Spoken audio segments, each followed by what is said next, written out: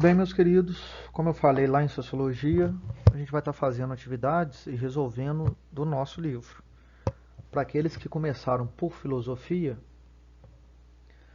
eu já peço a vocês que, aqueles que perderam o livro, que me falaram que perderam, para tirar foto das páginas e, e tentar resolver antes, para a gente ver se até agora está tudo bem. Então a gente termina esse capítulo diante dessas questões. E peço para vocês, para qualquer dúvida, estarem me procurando, até no Google Sala de Aula, para a gente poder fazer como se fosse uma discussão, para ver como que está indo essa disciplina com vocês. Lembrando que a gente saiu de uma série de atividades, que alguns foram bons, outros nem tanto. Mas em resumo, eu acho que aqui, eu tentando resolver essas atividades, ajuda aí a gente associar aí o que a gente viu. Certinho? Então vamos. Bem, meus queridos, é uma lista um pouco mais extensa. Eu vou tentar ser mais objetivo para a gente não atropelar as coisas, mas eu acho que vai ser interessante aí para ver o que a gente absorveu aí do que foi estudado. Então vamos lá, página 21. Lembrando, gente, eu sei que tiveram alguns que já me falaram que perderam. Pede para tirar uma foto aí, publica essas fotos dessas atividades, tentem fazê-la antes da minha resposta. Isso aí sem problema nenhum. De qualquer coisa, comentário lá no GSA. Então, 4. Preencha os quadros a seguir com informações coerentes, considerando as categorias aristotélicas e aplicando-os ao personagem Tom, que aparece na imagem da página 17. O Tom é o gato do Tom e Jerry. Então, aqui eu vou dar uma série de exemplos que ajuda aí dentro dessas categorias aristotélicas. E ajuda um pouco a associar o que foi dito lá com uma atividade aqui falando sobre o Tom. Se vocês quiserem, pense aí num outro personagem, num outro ser, e tenta criar essas relações para ver se está sendo um pouco coerente. Certo? Então vamos lá. Sujeito. Substância primeira e substância secundária. No que diz respeito à substância primeira, Tom. Substância secundária, a espécie gato, o gênero animal. Aí nós temos os predicados. A qualidade, vingativo. Quantidade, quadrúpede. Relação, inimigo de um rato. Aqui eu vou dar uma pausa e uma vírgula para vocês entenderem. Olha como que os predicados eles interpretam, ele faz a figura do Tom ser uma figura quase que específica dele. Diante desse sujeito e do predicado, a gente vê que eles se relacionam e fazem esse tom acontecer, vamos botar esse acontecer entre aspas, mas vem essa forma de relacionar. Lugar, mora no quintal. Tempo, foi criado no século XX. Posição, está em pé. Posse, possui pelos. Ação, persegue o rato. Paixão, é perseguido pelo cão. Eu acho que quando a gente compara esse quadro, completa esse quadro, eu acho que dá pra gente observar, né, esses predicados. Eu virei a página aqui só para lembrar que estão lá na página 18 e tentar criar essas relações para entender como que isso aqui acontece. Certinho? Essa atividade é um pouco mais direto, como a próxima, mas ajuda também a gente perceber esses conceitos. Então vamos lá, atividade 5. Cite 3 predicados essenciais e 3 predicados acidentais para o sujeito Sócrates. Então, o que são essenciais? Nascido, mortal e racional. Acidentais: filósofo, sábio e condenado à morte. Isso aqui é para fazer esse jogo, para mostrar para vocês os predicados essenciais e os predicados acidentais.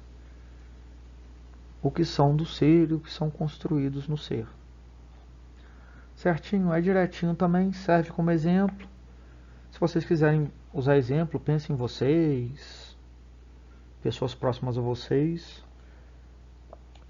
e tentem fazer esse jogo. É lógico que aqui não é uma questão de decoreba, é entender da mesma forma que os predicados, como que os predicados são construídos nesse sentido de essenciais e acidentais, da mesma forma que na questão anterior, o sujeito e os predicados eles são também acionados. Certo, meus queridos? Agora vamos lá com um pouco mais de paciência. Questão 7. É, pois, com direito que a filosofia é também chamada de ciência da verdade, a fim da especulativa e com efeito a verdade é da prática à ação, porque se os práticos consideram o como, não consideram o eterno, mas o relativo e o presente. Em nós não conhecemos o verdadeiro sem a causa.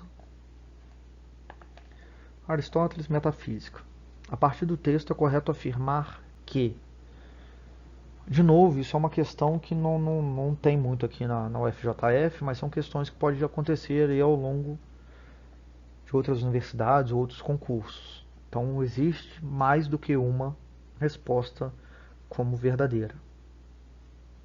Então, vamos lá. Aristóteles diferencia ciência especulativa da ciência prática. Sim, são coisas totalmente diferentes. Você especular sobre algo não é você ter a prática sobre aquilo, enxergar aquele objeto. A ciência prática volta-se para conhecer as coisas relativas à ação humana. Sim. Porque ela cabe da própria interpretação do homem, dessa relação do homem, dessa ação do homem. A ciência vamos lá. Esse 4. A ciência especulativa busca conhecer como as coisas são, sua condição presente e sua relação. Não, porque ela é uma especulação. Por ser uma especulação, ela não vê esses focos em si. O objetivo dela não é de você pegar ela em si, é você olhar sobre ela e tentar trabalhar conceitos sobre elas. Então, falso. Para Aristóteles, conhecer verdadeiramente algo é conhecer sua causa. Sim. Para Aristóteles, a verdade é eterna e imutável. Sim. Um pouco da ciência é isso, porque se modificasse, né? Ficasse modificando, então você não teria um fim aquilo. Certo, gente? Mais uma vez eu reforço aqui, qualquer coisa, chama lá no Google Sala de Aula. É lógico que essas partes, elas dependem muito dessa tradução do conhecimento, da forma de conhecimento, da forma da abordagem da filosofia aí, de entender o que é essa filosofia enquanto campo de conhecimento, de ganhar um conhecimento, de absorver um conhecimento e fazer esse conhecimento ser válido. Vamos lá. 8. Na metafísica, Aristóteles afirma. Aristóteles. Gente, isso é cansaço, tá? Vamos voltar. Senão parece que eu tô doido de vez. Na metafísica, Aristóteles afirma: o ser se diz de muitos modos, mas se diz em relação a um termo único e única natureza, e não de modo equívoco. Uns são ditos ser porque são substâncias, outros porque são afeições de substâncias, outros porque são um caminho para a substância, ou destruição, privação, qualidades, causas produtivas ou geradores para a substância, ou do que é dito relativamente da substância, ou são negações de uma delas, ou da substância. Por essa razão, dizemos inclusive que o não ser é não ser. A partir do trecho citado, assinale as alternativas corretas. Um ser pode ser a negação de uma substância. Sim.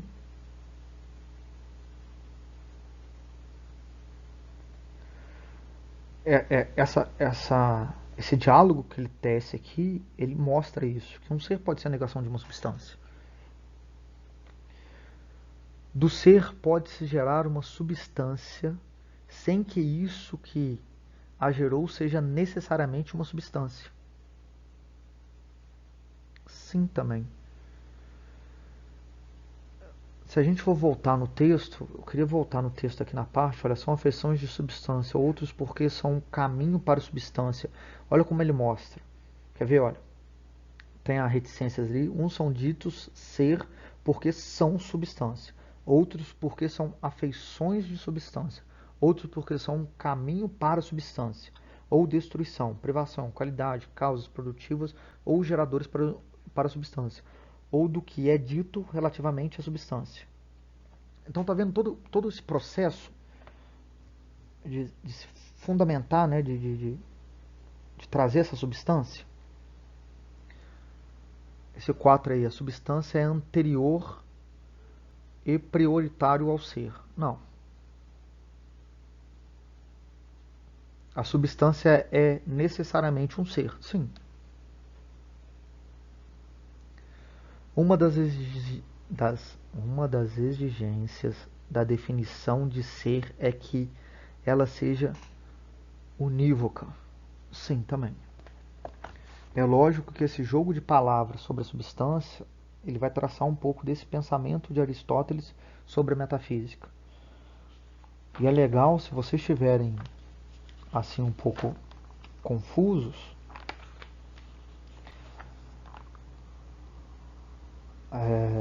tentar dar uma olhada lá na página 16, a ciência aristotélica, talvez ela ajude a voltar a reformular essa ideia da substância. Certinho? E aí ele vai criar toda essa relação do ser, do devir, que ajuda a assimilar essa ideia. 9.